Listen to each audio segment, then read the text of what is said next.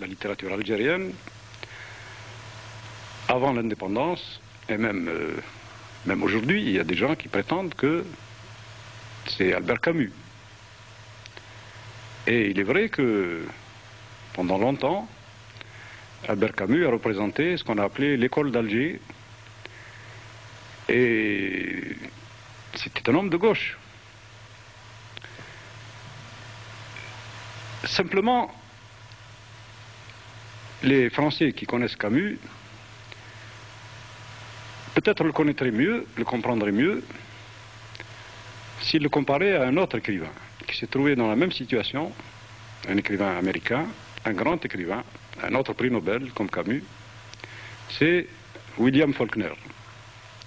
Voilà, là nous avons deux écrivains qui naissent dans des conditions à peu près semblables. Et on peut dire que Camus était d'origine plus modeste même. Enfin, Faulkner était un fils de colon dans le sud des États-Unis. Il était dans la même position à peu près, dans la même situation fausse, c'est-à-dire il vivait parmi les Algériens, Faulkner vivait parmi les Noirs du sud des États-Unis. La grande différence, c'est que Faulkner parlait la langue des Noirs. Il emploie même dans ses livres l'argot des Noirs des États-Unis. Il les connaissait. Il était resté raciste, il avait des relents racistes. Mais dans ses livres, il se débattait avec ces nègres, avec ces noirs. Il essayait de les comprendre, et il les comprenait souvent. Et ça ne l'empêchait pas de les haïr.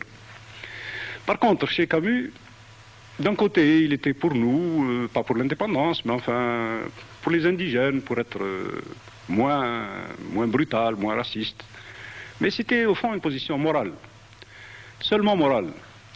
Parce que dans l'œuvre de Camus, on peut voir facilement que les plus belles pages de Camus, c'est quoi? C'est Tipaza, c'est la plage, c'est le paysage, l'Algérie est belle, mais il n'y a pas de peuple, on ne voit pas le peuple algérien. Dans les livres de Camus, le peuple algérien est pratiquement inexistant. C'est très révélateur. Si on prend deux livres, l'un de Camus et l'un de Faulkner, on peut prendre par exemple L'étranger de Camus et Lumière d'août de Faulkner, qui peuvent très bien être comparés ici. Dans L'étranger, le personnage algérien, le seul, je crois qu'il s'appelle Saïd,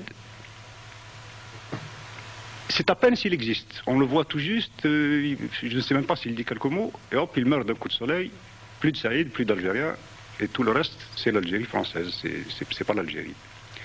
Par contre, dans Lumière d'août, Faulkner trace le portrait d'un nègre assassin qu'il charge avec haine, même en sang, qu'il se bat avec ce nègre dans son livre.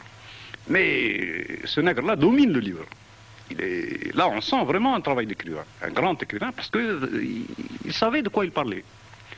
Et le grand malentendu, c'est ça, justement, ici en Algérie. Il était impossible, surtout aux écrivains, il y a peut-être eu des exceptions, mais dans l'ensemble, ça reposait avant tout sur une illusion, un malentendu, une situation fausse, puisque Camus vivait toujours parmi les Européens. Il n'avait aucune ouverture, et je dirais même, on pourrait l'accuser, mais il ne faut pas non plus tomber dans une autre position morale. En fait, il n'y avait pas la curiosité la plus élémentaire pour la vie de ce peuple, pour sa langue.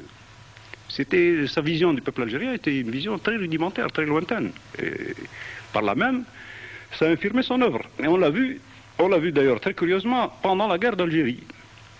Alors pendant la guerre d'Algérie, il a eu une position morale assez courageuse, puisque les pieds noirs lui ont jeté des tomates, ils voulaient même le tuer. Bon, c'est vrai. Mais d'un autre côté, à un moment donné, lorsqu'il a eu le prix Nobel, il a eu une parole révélatrice. Et à un moment donné, juste après la remise du prix, il y a eu une conférence, il y avait des journalistes. On lui a posé la question, parce que sa mère était encore ici. Sa mère était encore en Algérie pendant la guerre. Et il en est arrivé à dire, moi, si je dois choisir entre l'Algérie et ma mère, je choisis ma mère. Et à ce moment-là, dans la salle, il y a justement un nommé Saïd, comme le personnage qu'il a tué dans son roman, c'est très curieux. C'est un travailleur algérien qui travaillait là-bas, en Suède, qui se trouvait dans le public, et qui lui a dit, moi je ferai pas la différence entre l'Algérie et ma mère. C'est-à-dire, quand on se sent algérien, on ne viendrait pas à l'idée, il ne pourrait pas venir à l'idée d'un Algérien de dissocier sa mère de l'Algérie. Voilà le drame, il est là. C'est pourquoi, bon, il faut quand même que les Français comprennent une fois pour toutes que la littérature algérienne, c'est pas Camus, et l'Algérie n'est pas française.